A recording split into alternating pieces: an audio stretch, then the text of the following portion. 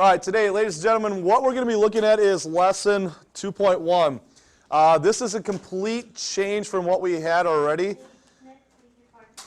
Cade Smith. What we started with chapter 1 is a lot of algebraic stuff. Now we're going to kind of move into some geometry types of things. Today's lesson is really not that difficult, and I know it sounds like I'm a repeating record with this, but if you're kind of following along, it's pretty simple. You're matching certain things up. So, lesson 2.1, the main thing that we're going to be looking at is congruent figures. Figures that have same size and same shape. So if Clayton is standing right there and I'm standing right here, we're congruent, correct? Charlie, why not? What's wrong? He's skinny, I'm not. Okay, we understand that we're not the same shape or same size. So there's never in a world that we could be congruent figures. Okay? With congruent figures, ladies and gentlemen, matching angles are called corresponding angles. Matching sides are called corresponding sides. For a figure to be congruent, their corresponding sides and their corresponding angles must be exactly the same. This is a little helpful hint for you. I don't know if you want to add this into your notes, but if corresponding sides and corresponding angles are exactly the same, then the figures are congruent. Okay? Which kind of goes into identifying congruent figures. Two figures that are congruent when corresponding sides and corresponding angles are congruent or they are exactly the same. Now, does everyone understand these lines that you're seeing up here? Yeah. Okay? This single line on this line segment states that this corresponds with this one over here. Okay? CB has 3 lines on it. F and E also have 3 lines on it. Those are corresponding sides. A and B line segment has 2 lines in it. D and E have 2 lines in it. Those are corresponding sides. So all those, the 2 triangles, all their sides are corresponding with each other. They are congruent. Okay? To make sure they are definitely congruent, then we look at the angles. Angle C and angle F are exactly the same. Angle B and angle E are corresponding. They're exactly the same. And A and D are corresponding. They're exactly the same. So both the corresponding sides and the corresponding angles are exactly the same. That means that triangle ABC is congruent to D, E, and F. Right? Now, they might sound kind of weird right now until we actually do some problems. So let's go ahead and take a look at some problems. Our first example that we're popping up here is a polygon here. So what we have is we have 2 figures. They are congruent. They're telling us they are congruent. What they would like us to do is name the corresponding angles of these 2 figures. Okay? So corresponding angles. I'm going to walk through this one. If we're looking at angle A, if we look at the other shape, which angle corresponds with angle A? Clayton. Angle W. So if we're writing these out, angle A and angle D, sorry, not D, W, are corresponding. What's the next angle that is corresponding then? Yes, sir? You're going to go what? With what? We can go with angle B and angle X are corresponding. So this would be angle B and angle X. Do you guys start to understand this? Do you need me to go through all of them? Could it be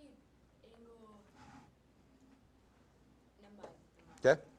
Does everyone see that? So all you're doing is matching this angle and this angle are corresponding to each other. They're the same angles on the shape.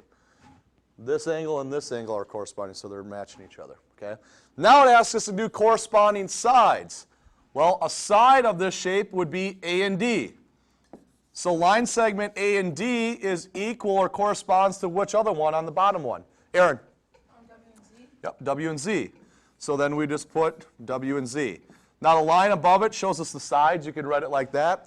And then you put an angle in front of your letter that gives you your angle. You could also do this to show that they're corresponding or congruent to each other. Okay? So if a question asks you to name the corresponding angles and the corresponding sides, you'd write out every single one of them, okay? So if I would clear this off, I'll try to clear this off and not have everything else pop up, you can see how they pop up all those things for corresponding sides and corresponding angles. You guys want to try it? See how you do it? Okay, perfect. I'll give you an example to go through. With example 2, based off your knowledge of what we've had up there, if we give you 3 shapes, can you tell me which ones are congruent to each other? You got to explain. That's going to be the biggest thing here. Okay, Kara.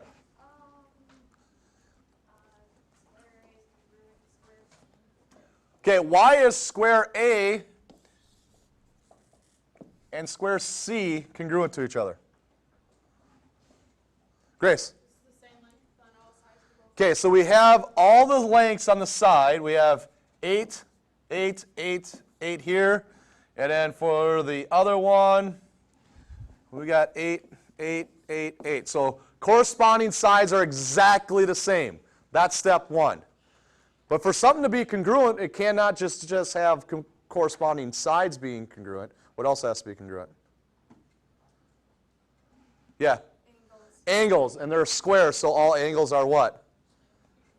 They're all going to be exactly the same because these are all in a square. Hopefully they're all 90. Otherwise, we do not have a square. So in this case, ladies and gentlemen, we could take a look at these two. We can easily see that all the sides are the same, and then we know that it's a square, so all the angles have to be the same. So in this case, the square that is congruent with square A is square C. Okay?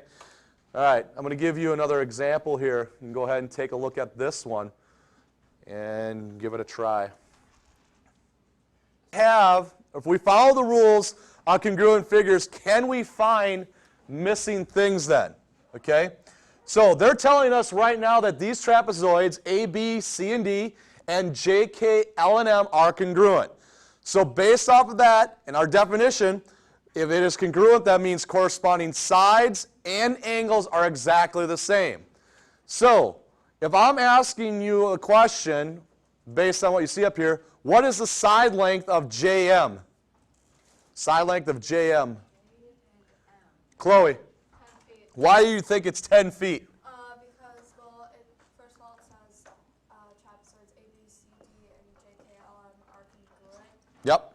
So that means the angles have to be corresponding and the side lengths have to be corresponding. So this AD is corresponding with JM.